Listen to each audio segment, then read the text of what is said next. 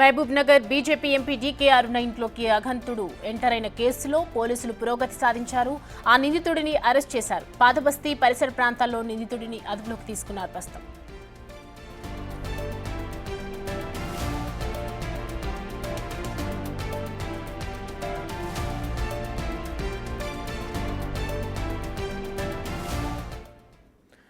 నిన్న చూసాం Mahabubnagar BJP MP DK Aruna ఇంట్లోకి అగంతుడు ఎవరైతే ఎంటర్ అయినటువంటి కేసులో ప్రజెంట్ పోలీసులు పురోగతి సాధించడం జరిగింది. దానికి సంబంధించి పూర్తి డీటెయిల్స్ అందించడానికి మా ప్రతినిధి సురేష్ లైవ్ లో జాయిన్ అవుతున్నారు. సురేష్, అసలు డీకే అరుణ ఇంట్లోకి ఎంటర్ అయినటువంటి ఆయన ఎవరు, అసలు దీనికి సంబంధించి డీటెయిల్స్ ఏంటి?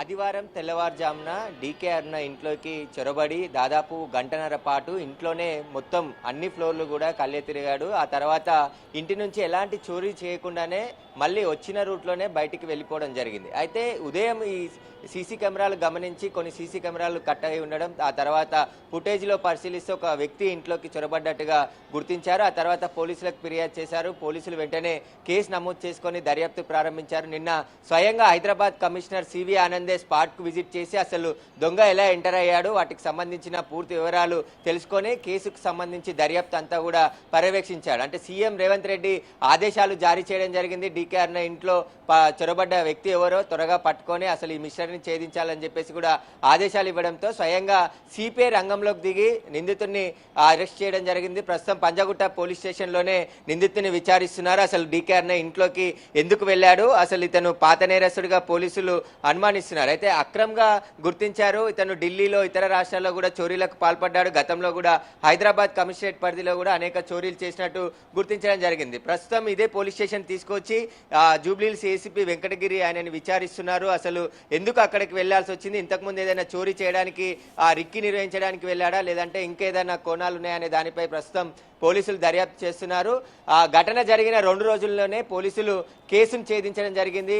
ఆ నిందితుడు ఎవరైతే ఇంట్లో చొరబడ్డాడో ఆ చొరబడ్డ వ్యక్తిని అదుపులోకి తీసుకున్నారు. సీసీ కెమెరాల ఆధారంగా మొత్తం దర్యాప్తు ప్రారంభించి అసలు రోడ్ నెంబర్ 45 నుంచి ఇంటి వెనకాల నుంచి ఇంట్లోకి వెంటనే ఆ తర్వాత గంటన్నర పాటు ఇంట్లో అంతా కూడా తిరిగి ఇంట్లో మనుషులు ఉన్నారని తెలుసుకొని ఆ తర్వాత తాను ఏదైనా చోరీకి ప్రయత్నం చేస్తే ఇంట్లో వాళ్ళు లేచి అరిచే అవకాశం ఉంటుందని చెప్పేసి బయటకు వెళ్ళాడా, లేకుంటే ముందు రిక్కి నిర్వహించి తర్వాత చోరీ చేద్దాం అనుకున్నాడనే దానిపై పోలీసులు అయితే విచారణ జరుపుతున్నారు. ప్రస్తుతం అక్రమ్ని అదుపులోకి తీసుకొని ఇదే పోలీస్ స్టేషన్లో విచారిస్తున్నారు. అతని పైన ఎన్ని కేసులు ఉన్నాయి, ఎక్కడెక్కడ చోరీలు చేశారు, వాటికి సంబంధించి డీకే అరుణ ఇల్లునే ఎందుకు ఎంపిక చేసుకొని అక్కడికి వెళ్ళాడు, ఎందుకంటే వెనకాల వాళ్ళ ఇంటి వెనకాల ఒక ఖాళీ స్థలం ఉంది. పాత ఇల్లును కూలగొట్టి కొత్త ఇల్లు నిర్మాణానికి పనులు చేస్తున్నారు. ఆ తరుణంలోనే అది ఖాళీగా ఉందని అక్కడి నుంచి లోపలికి వెళ్ళాడా, లేకుంటే ముందుగానే ఎవరైనా వంట మనుషులు కానీ ఆ ఇంట్లో పనిచేసేవారి ప్రమేయం ఏమైనా ఉందా అనే దానిపైన పూర్తి దర్యాప్తు చేస్తున్నారు. ప్రస్తుతం ఆ పాత నేరస్తుడే ఇంట్లోకి చొరబడ్డట్టుగా పోలీసులు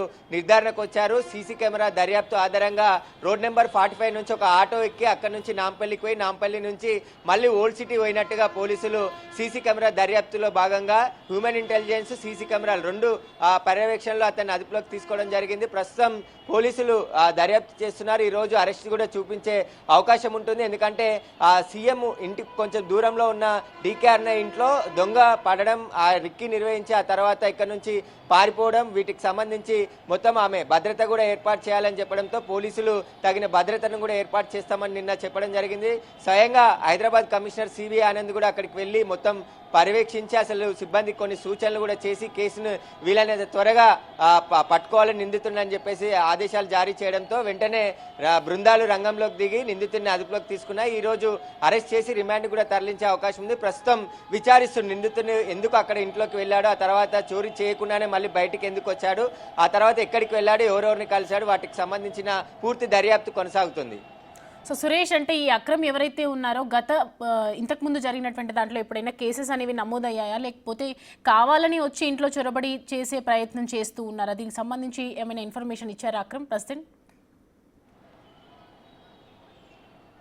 అంటే అక్రమ్ పాత నేరస్తుడిగా పోలీసులు అనుమానిస్తున్నారు. చోరీ కేసుల్లో గతంలో కూడా అరెస్ట్ అయ్యి జైలుకు వెళ్ళొచ్చుంటాడు. ఆ తర్వాత మళ్ళీ హైదరాబాద్కి చోరీలు చేయడానికే వచ్చుంటాడని చెప్పేసి కూడా అనుమానిస్తున్నారు. ఆ కోణంలోనే ఆయన పాత కేసులు వాటికి సంబంధించిన వివరాలన్నిటిని కూడా రాబట్టే ప్రయత్నం చేస్తున్నారు. అయితే హైదరాబాద్కి ఎప్పుడు వచ్చాడు ఇతను, ఎక్కడెక్కడ తిరిగాడు, ఆ తర్వాత డీకే అర్నో ఇంట్లోకి ఎందుకు వెళ్ళాడు, వాటికి సంబంధించిన పూర్తి దర్యాప్తు కొనసాగుతుంది. ఏసీపీ జూబ్లీహిల్స్ ఏసీపీ పూర్తిగా అతన్ని విచారిస్తున్నాడు. అసలు అక్కడికి ఎందుకు వెళ్ళాడు, ఈ అక్రమ్ ఆ చోరీ చేసిన ఇంట్లో చొరబడిన తర్వాత దాదాపు గంటన్నర పాటు ఇంట్లోనే మొత్తం అన్ని ఫ్లోర్లు, ఒకటో గ్రౌండ్ ఫస్ట్ ఫ్లోర్ నుంచి సెకండ్ ఫ్లోర్ థర్డ్ ఫ్లోర్ వరకు కూడా తిరిగి అందరి బెడ్రూమ్లలోకి వెళ్ళి అందులో ఇంట్లో మనుషులు ఉన్నారని చెప్పేసి మళ్ళీ తిరిగి బయటికి వెళ్ళిపోవడం జరిగింది. కాబట్టి చోరీ కోసమే వచ్చాడా లేదంటే ఇంకేదైనా కుట్ర కోణం ఉందా అనే దానిపై కూడా పోలీసులు అయితే దర్యాప్తు చేస్తున్నారు. దర్యాప్తులో అన్ని విషయాలు కూడా బయటికి వస్తాయని చెప్పేసి కూడా పోలీసులు చెప్తున్నారు.